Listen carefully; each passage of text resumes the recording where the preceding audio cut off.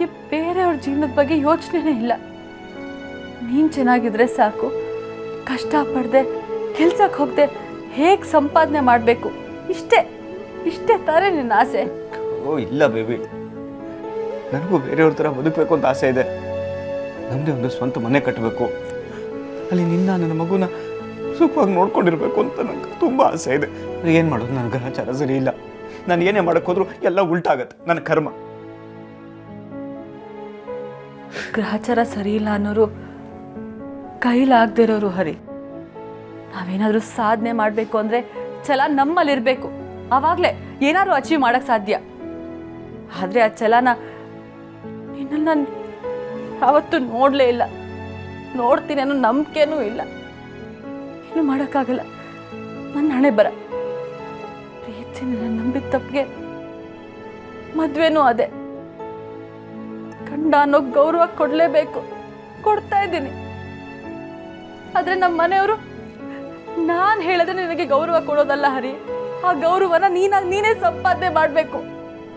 ಆವಾಗ ನನಗೂ ಖುಷಿ ಆಗತ್ತೆ.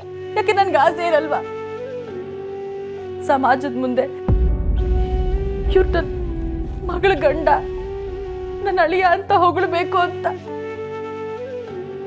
ಅದು ಯಾವಾಗ ಈಡೇರುತ್ತೋ ಈಡೇರದೆ ಬರೀ ಕನ್ಸಾಗಿ ಉಳಿದೋಗುತ್ತೋ ಅರ್ಥನೇ ಆಗ್ತಿಲ್ಲ. ಆದರೆ ಒಂದು ಮಾತ್ರ ತುಂಬ ಚೆನ್ನಾಗಿ ಗೊತ್ತಾಗೋಯ್ತು, ಒಳ್ಳೆ ಅಳಿಯನೂ ಆಗಲ್ಲ, ಒಳ್ಳೆ ಗಂಡನೂ ಆಗಲ್ಲ.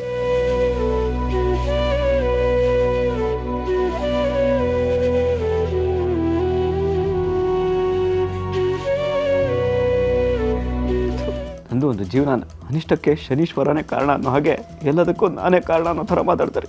ಈ ಕೆಲಸ ಅನ್ನೋದು ಒಂದು ಹಿಂದೆ ಹೋಗಿದ್ದಿದ್ರೆ ಈ ಗತಿ ಬರ್ತಿರ್ಲಿಲ್ಲ. ನಾನು ಯಾವಾಗ ಈ ಕೆಲಸ ಮಾಡೋದನ್ನು ಕಂಡಿರೋದನ್ನೋ ಅವ್ನು ಸಿಕ್ಕಿದ್ರೆ ಚುಚ್ಚಿ ಚುಚ್ಚಿ ಚುಚ್ಚಿ ಸಾಯಿಸ್ಬಿಡ್ಬೇಕು. ದರಿದ್ರದವನು.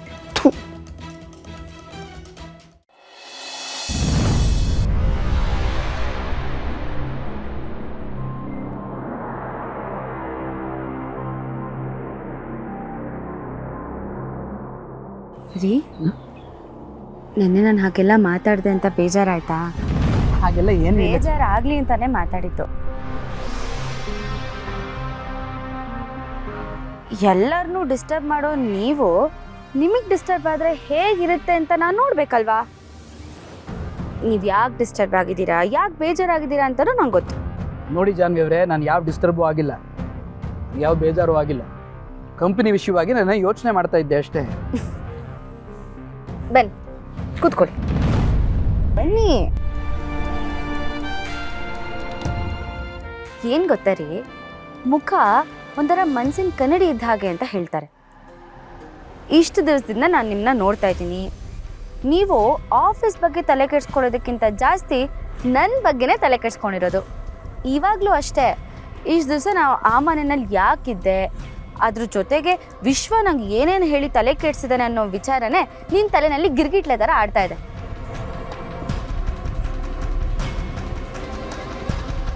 ಆದರೆ ಅದ್ರ ಬಗ್ಗೆ ಏನೂ ತಲೆ ಕೆಡಿಸ್ಕೊಳ್ಳೋ ಅವಶ್ಯಕತೆ ಇಲ್ಲ. ಯಾಕೆ ಅಂದರೆ ಆ ಮನೆಯಲ್ಲಿ ನಾನು ನಿಜವಾಗ್ಲೂ ಸಂತೋಷವಾಗಿದ್ದೆ.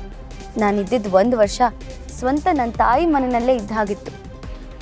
ಆ್ಯಂಡ್ ವಿಶ್ವ ನನ್ನ ಬೆಸ್ಟ್ ಫ್ರೆಂಡ್. ಅವನಿವಾಗ ಬರೀ ಫ್ರೆಂಡೂ ಅಲ್ಲ, ನನ್ನ ಮಾವನ ಮಗ, ನನ್ನ ಸಂಬಂಧ. ಅವನ ಬಗ್ಗೆ ಅನುಮಾನ ಪಡೋ ಅಗತ್ಯ ಇಲ್ಲ.